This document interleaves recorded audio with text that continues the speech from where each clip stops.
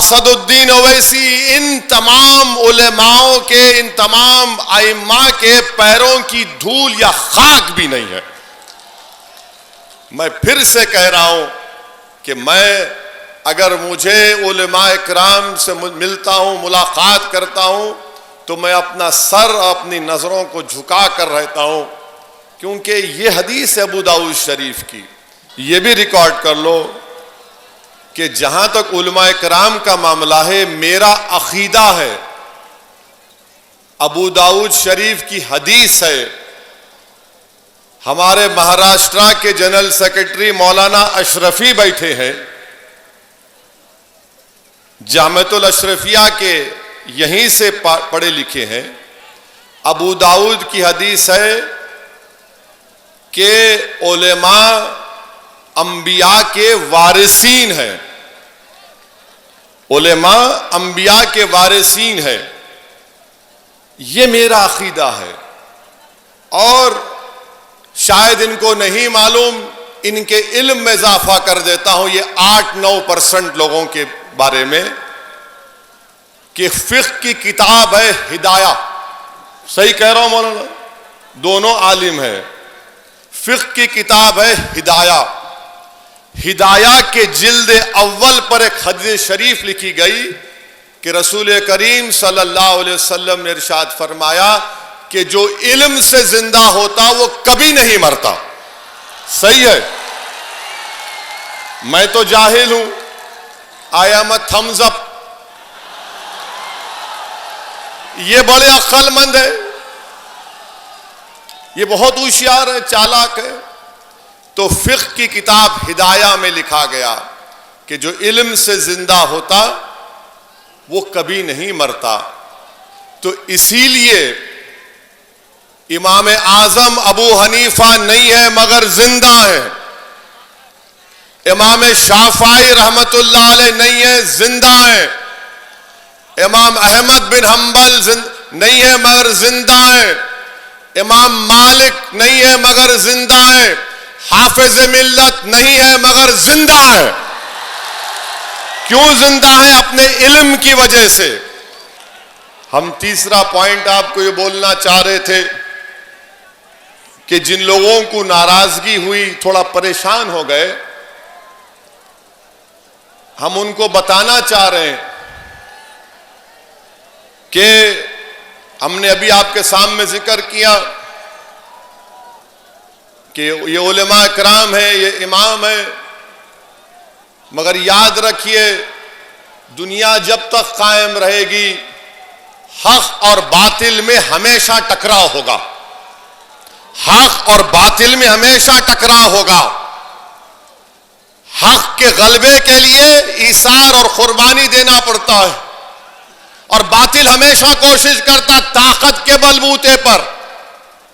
باطل یہ سمجھتا ہے کہ میرے پاس طاقت ہے، اقتدار ہے، میرے پاس دولت ہے، میرے پاس فلاں ہے، مگر حق کے پاس طاقت صرف سچائی ہوتی ہے، اور سچائی ہمیشہ غالب آتی ہے۔ جیسا کہ ان لوگوں کو سمجھانے کے لیے جو 8-9% ہے، ان کو سمجھانے کے لیے کہ موسیٰ علیہ السلام ہے، فرعون کا دربار ہے، فرعون کا دربار ہے، موسیٰ ہے، فرعون کے دربار میں جادوگر جادو کرتا ہے، جادوگر جادو کرتا ہے۔ تو موسیٰ علیہ السلام نے اپنا عصا پھینکا تو جادوگروں کا جادو ختم ہو گیا۔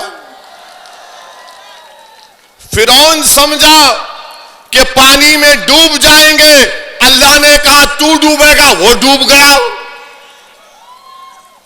یزید کے پاس طاقت تھی، فوج تھی، حاکم تھا، سمجھتا تھا کہ لاکھوں کا لشکر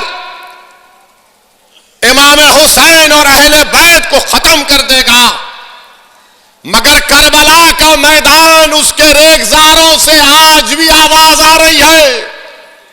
اس دریائے دجلہ کا کنارہ جو اہل بیت کے خون سے لال ہوا، وہ آج بھی تم کو پکار کر کہہ رہا ہے، سنو مبارک پور کی عوام، اگر تم حق کو کامیاب کرنا چاہتے ہو تو حسینیت کے پرچم کو بلند کر دو مبارک پور میں. حسینیت کے پرچم کو بلند کر دو. یزید مردہ تھا، مردہ رہے گا. حسین زندہ تھے، ہے اور صبح قیامت تک زندہ رہیں گے. تو یہ جھگڑا جو ہے حق اور باطل کا ہے. اب اگر کوئی وقت کے فرعون کو اس کی چاپلوسی کرتا ہے تو اس کو فرعون کی جماعت کا بولیں گے. اگر کوئی یزید کی تائید کرتا ہے، ظالم کی تائید کرتا ہے، تو اس کو کیا بولتے ہیں آپ جانتے ہیں. مگر اسد الدین اویسی، یہ بات کو میں نے اپنے علماء کرام کے پیروں کے پاس بیٹھ کر سنا. میں نے اپنے مرحوم والد سے تربیت حاصل کی کہ ظالم کتنا بھی قوی ہو، تم حسینیت کے پرچم کو بلند کرو، سچائی کو بیان کرو. اور جیسا زین العابدین نے یزید کے دربار میں سچائی کو بیان کیا، اسد الدین اویسی اسی زین العابدین کے صدقے اور طفیل میں اللہ نے موقع دیا کہ باطلوں کے سامنے حق کو بیان کریں گے اور بیان کرتے جائیں گے انشاءاللہ تعالی. میرے عزیز دوستو، بزرگوں، ارے را جم کے لگاؤ.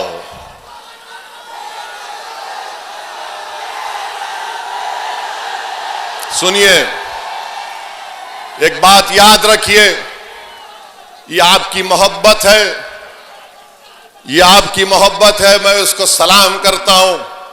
مگر شیر کون ہے معلوم آپ کو؟ شیر کون ہے معلوم آپ کو؟ شیر علی ہے، علی ہی رہے گا شیر. اسد اللہ ہے وہ. اسد الدین اویسی تو ان کے پیروں کی دھول بھی نہیں ہے. میرے عزیز دوستوں اور بزرگوں، اسی لیے ہم آپ سے اپیل کر رہے ہیں کہ آپ متحد ہو جائیے.